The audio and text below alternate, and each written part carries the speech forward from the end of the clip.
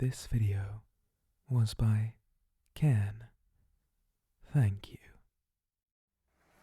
There Will Come Soft Rains by Ray Bradbury.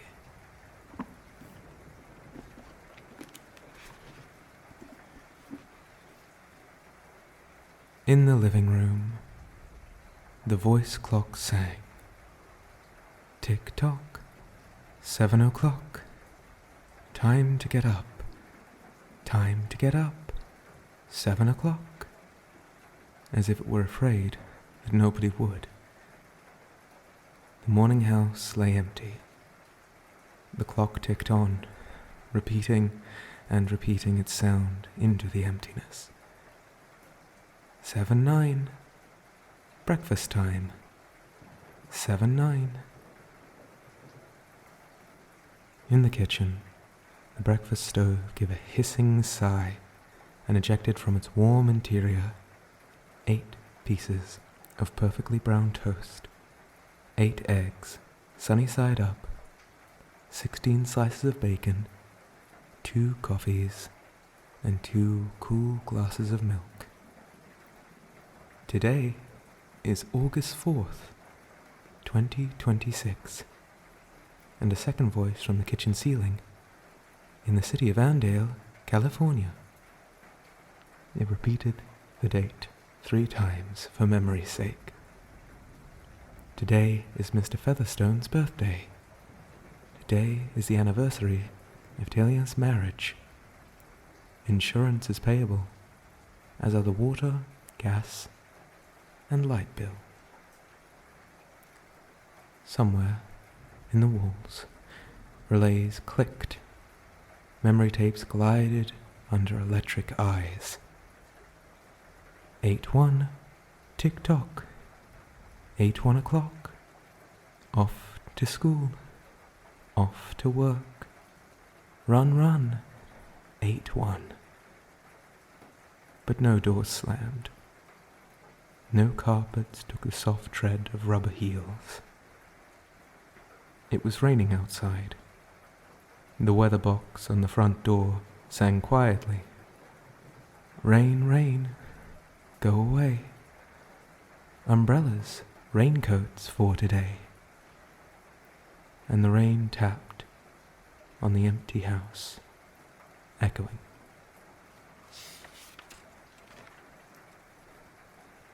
Outside, the garage chimed and lifted its door to reveal the waiting car. After a long wait, the door swung closed again. At 8:30, the eggs were shriveled and the toast was like stone. An aluminium wedge scraped them into the sink, while hot water whirled them down the metal throat, which digested and flushed them away to the distant sea. The dirty dishes were dropped into a hot washer and emerged twinkling dry. 9:15, sang the clock. Time to clean. Out of the warrens in the wall, tiny robot mice darted. The rooms were crawled with small cleaning animals, all rubber and metal.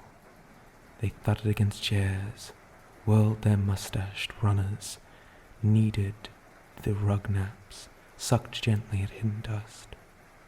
Then, like mysterious invaders, they popped into their burrows.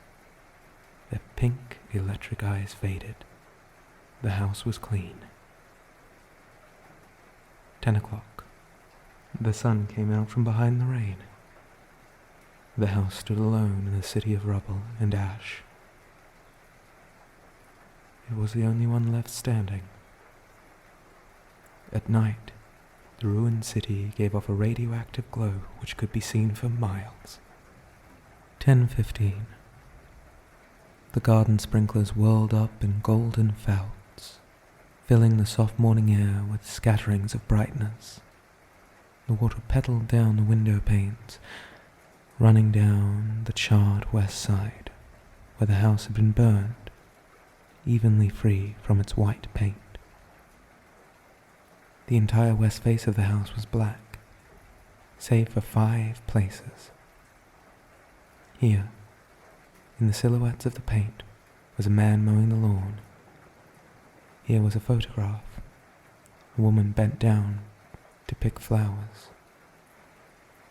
Still farther over, their images burned to the wood in one titanic instant. A small boy, hands flung into the air, higher up, the image of a thrown ball, and opposite him, a girl, hands raised to catch the ball, which never came down. The 5 spots of paint, the man, the woman, the children, the ball, remained. The rest was a thin charcoal layer. The gentle sprinkle of rain filled the garden with falling light. Until this day, how well the house had kept its peace. How carefully it had inquired, "Who goes there? What's the password?" And getting no answer from lonely foxes and whining cats, it had shut its windows and drawn shades in the old maidenly preoccupation with self-protection which bordered on mechanical paranoia. It quivered at each sound. The house did. If a sparrow brushed a window, the shade snapped up. The bird, startled, flew off. Not even birds must touch the house. 12 noon. A dog whined, shivering, on the front porch. The front door recognized the dog's voice and opened. The dog, once huge and fleshy, but now gone to bone and covered in sores, moved in and through the house, tracking mud. Behind it, whirring angry mice, angry at having to pick up the mud, angry at the inconvenience.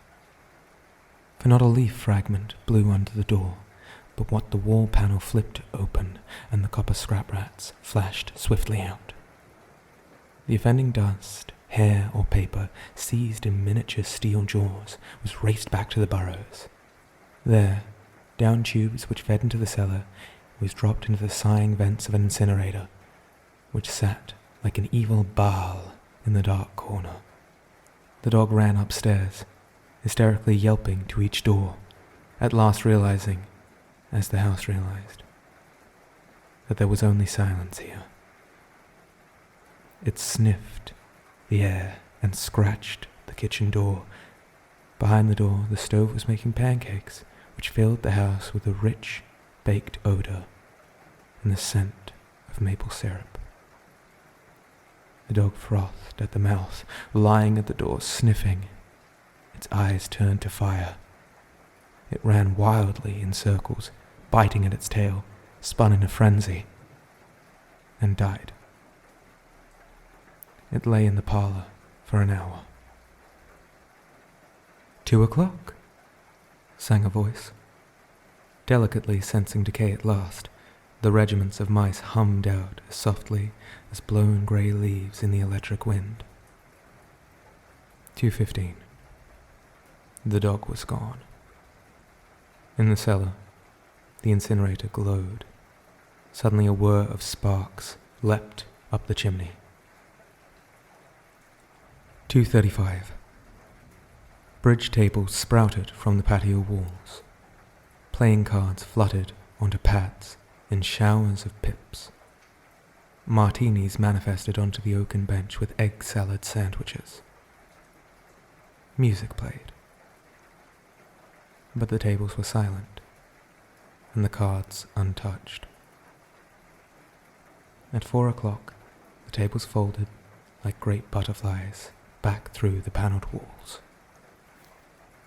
4:30. The nursery walls glowed.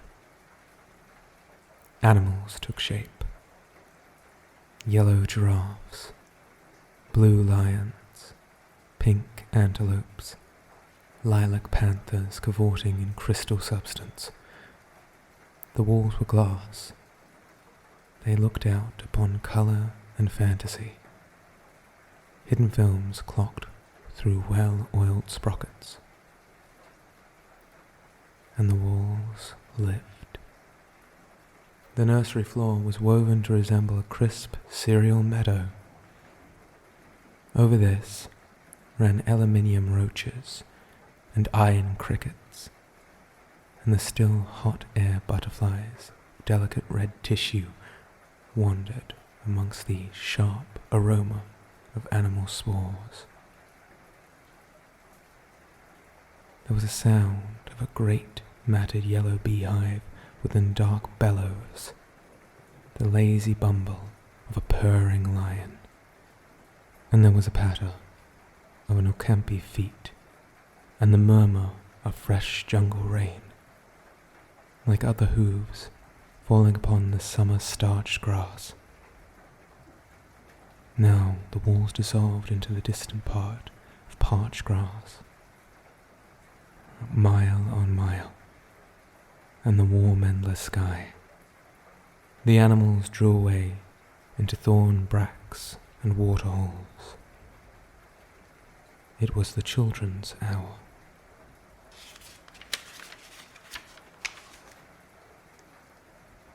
"5 o'clock.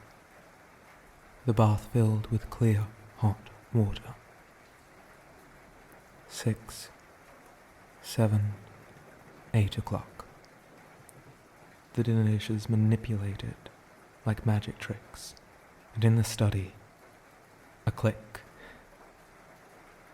In the metal stand opposite the hearth where the fire now blazed up warmingly, a cigar popped out, half an inch of soft grey ash on it, smoking, waiting. 9 o'clock. The beds warmed their hidden circuits, for the nights were cool here. 9:05. A voice spoke from the study ceiling. "Mrs. McClellan, which poem would you like this evening?"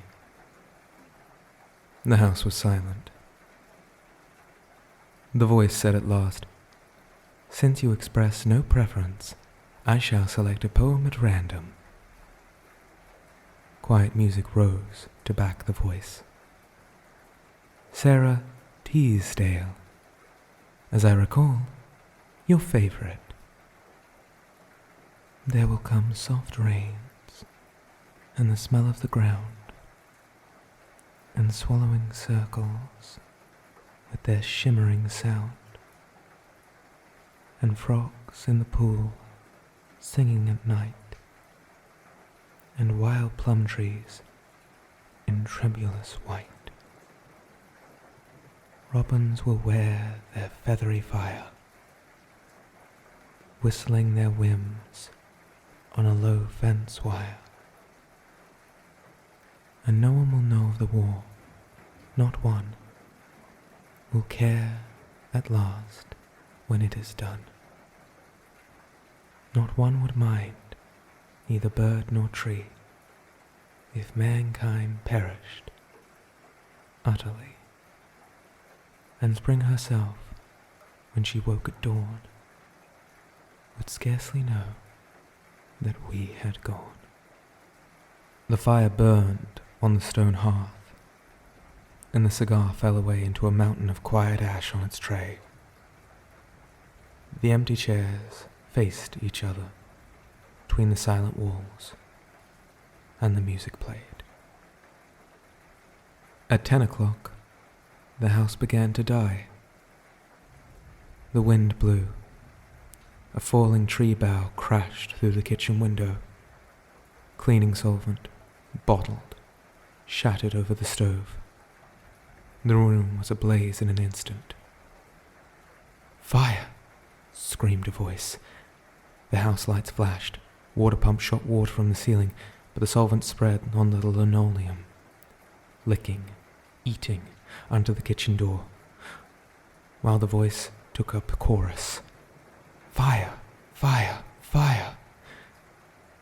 The house tried to save itself. Doors sprang tightly shut, but the windows were broken by the heat, and the wind blew and sucked upon the fire. The house gave ground as the fire and 10 billion angry sparks moved with flaming ease from room to room, then upstairs, while scurrying water rats squeaked from the walls, pistoling their water, and ran for more. And the walls sprayed down like showers of mechanical rain. But too late. Somewhere, sighing, a pump shrugged to stop. The quenching rain ceased. The reserve water supply had filled the baths and washed the dishes. For many quiet days gone. The fire crackled up the stairs. It fed upon Picasso and Matisse in the upper halls like delicacies, baking off the oily flesh, tenderly crisping the canvases into black shavings. Now the fire lay at the beds, stood at the windows, changed the color of the drapes. And then, reinforcements. From the attic trapdoor, blind robot faces peered down with faucet mouths, gushing green chemicals. The fire backed off, even as the elephant must in the sight of a deadly snake. For now, there were 20 snakes whipping all over the kitchen, killing the fire with clear, cold venom of green froth. But the fire was clever. It set flames outside the house, up through the attic, through the pumps there. An explosion! The attic brain which directed the pumps was shattered into bronze shrapnel on the beams. The fire rushed back into every closet and felt of the clothes that hung there. The house shuddered, oak bone on bone, its bare skeleton clinging from the heat, its wires, its nerves revealed as if a surgeon had torn the skin off and left red veins and capillaries quivering in the scalding air. "Help! Help! Fire! Run! Run!" Heat snapped mirrors like the first brittle winter ice, and the voice wailed, "Fire! Fire! Run! Run!" like a tragic nursery rhyme. A dozen voices, high, low, like children dying in a forest, alone, alone. And the voice fading as the wires popped from their sheathings like hot chestnuts.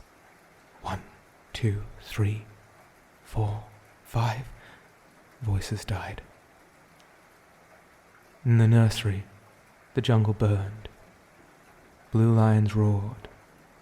Purple giraffes bounded off. The panthers ran in circles, changing color, and tens of millions of animals, running before the fire, vanished off towards the distant, streaming river. 10 more voices died. In the last instance, under the fire avalanche, other choruses, oblivious, could be heard announcing the time, cutting the lawn by a remote control mower, or setting an umbrella frantically in and out, slamming and opening of the front door, 1,000 things happening, like a clock shop where each clock strikes an hour insanely before and after one another. A scene of manic confusion, yet unity. Singing, screaming, the last few cleaning mice darting bravely out to carry horrid ashes away, and one voice, with sublime disregard for the situation, reading poetry aloud in the fiery study, till all the film spools burned, till all the wires withered, and the circuits cracked. The fire burst the house, and let it slam flat down, puffing out skirts of sparks and smoke. In the kitchen, an instant before the rain of fire and timber, the stove could be seen making breakfast at a psychotic rate. 10 dozen eggs, 6 loaves of toast, 20 dozen bacon strips, which, eaten by the fire, started the stove working again, hysterically hissing. The crash, the attic smashing into the kitchen and the parlor into the cellar into the sub-cellar.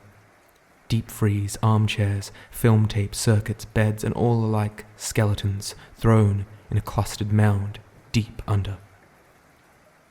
Smoke and silence. A great quantity of smoke.